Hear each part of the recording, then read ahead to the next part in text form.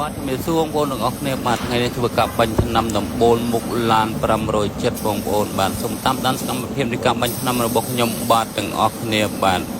ហើយបើសិនបងប្អូនមានតម្រូវការចង់តោនបាញ់ថ្នាំរថយន្តយានដ្ឋានខ្ញុំបាទមានទទួលតោននិងបាញ់ថ្នាំរថយន្តគ្រប់ប្រភេទ